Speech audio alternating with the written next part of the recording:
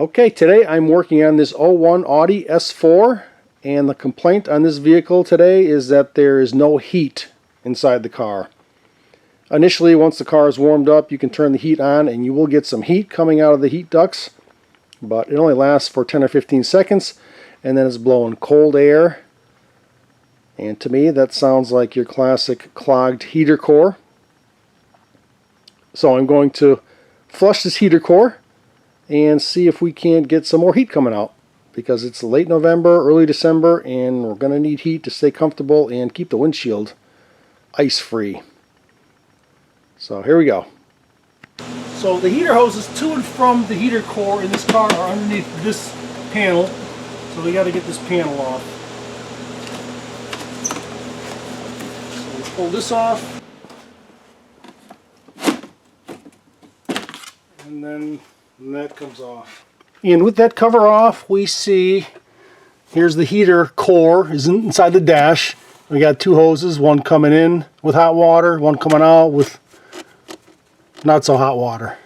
And I just don't think there's enough flow going through that heater core, and it just doesn't have enough hot coolant flowing through it to keep it hot. So I'm going to disconnect these two hoses, and I'm going to pump water in one and flush it out the other, and we'll see what comes out of it. Okay, before I get started in here, I've got some clamps I got to unhook here. I've got the positive battery cable right here, very close to, the body of the car, and I don't want to start arcing things out. So I'm going to disconnect the negative side of the battery. That way we won't have any electricity in the vehicle to worry about. Alright, so now I can work around in here, and if I happen to touch, a metal tool to the battery and the car, we're safe. Okay, we're lucky in this car. These hoses are pretty easy to get access to. Pinch these clamps.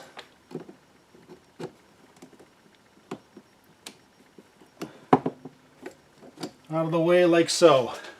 So I think I'm going to use this tool and pull on the hose at the same time.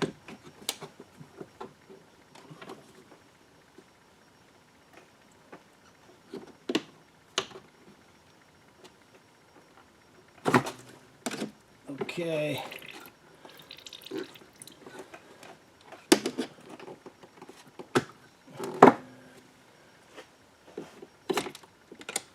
Yeah, these things are old, so you got to be really careful with these things. They don't look that good. So now I'm just going to hook a water hose on the one end and a drain hose on the other, and we're just going to circulate some water through there and see what comes out. Alright, so here's a spare piece of radiator hose that I'm going to hook to this thing for the water to come out and onto the floor and drain out. I've sliced it a little bit so it goes onto those nipples relatively easy. I don't want to break them anymore. And I'm also going to shoot a little silicone inside the hose, so it'll go on there easily. It's slit and it will slide on. Right, so here's my drain hose. Got the slit and the oil silicone. Okay, so it slides on relatively easily. Well, there's one side. Okay, what I'm going to use to flush this radiator out or this heater core, is this little device. And I can't remember where I got this. It was online somewhere. OTC makes it. You hook your garden hose to it and your air compressor, and then you can flood water through it with bursts of air to kind of break things loose and blow things out. So I'll hook this up to the other half of the heater core, put my garden hose to it, put my air compressor to it, and then with the trigger I should be able to blast air and water through the heater core to loosen things up and get it drained out.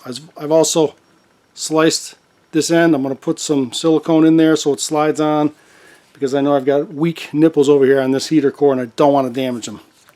So this is what I'm using.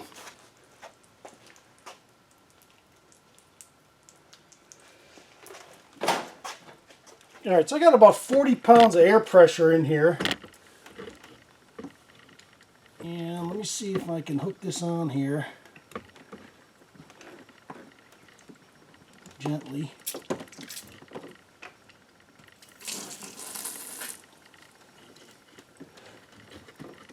that.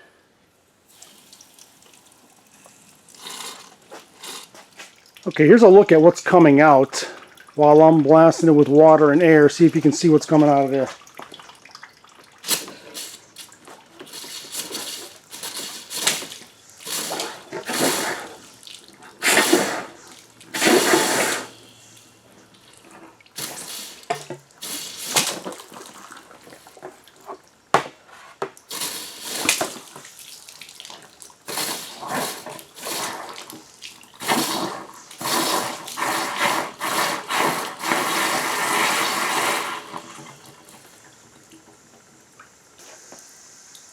Alright, I'm going to reverse those hoses now and flush it in the other direction.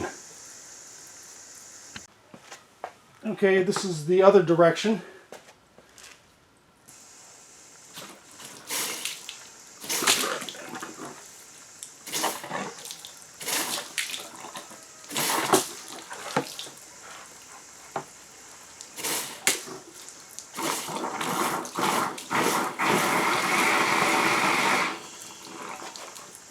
I'm getting some stuff out of there.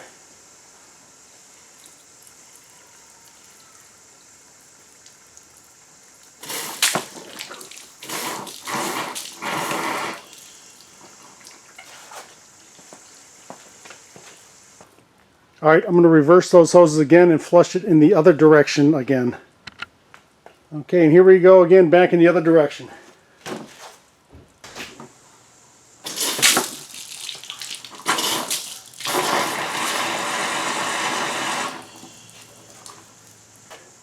Alright, I think that's good. Alright, and here's a look here at what I'm doing. So I've got water going through and then air, and I'm blasting air.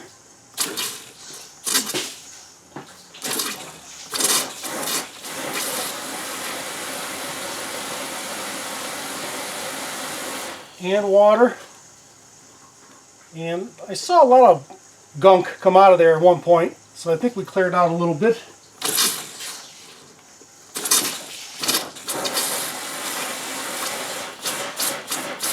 So basically in and out with water and air pressure. And I think that's good. So I'm going to remove all this stuff and put the hoses back on.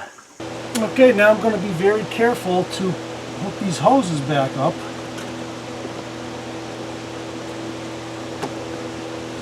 Without doing any more damage to these nipples than are already there. I'm going to spray some silicone in there to lube things up a little bit.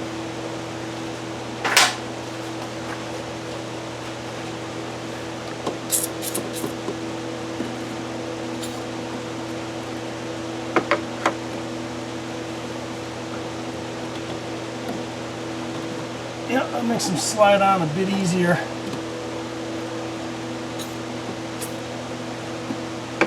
See where this battery is. This is why I disconnected the battery.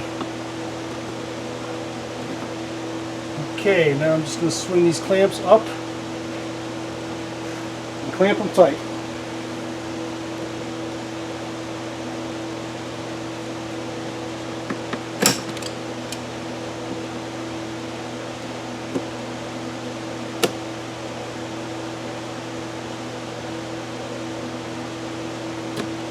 Okay, that's all the way up to the good part of this nipple. This is where it was kind of deteriorating out here, but I should have a decent clamp there. Hopefully we won't have any leaks.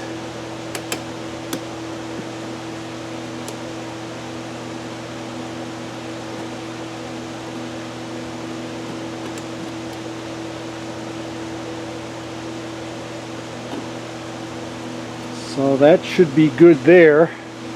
Now I'm going to take a blow gun and kind of blow off the engine a little bit, get some water splashing on there. So I'll just take an air blow gun, blow down the engine a little bit, and then we'll fire it up and see what kind of heat we got.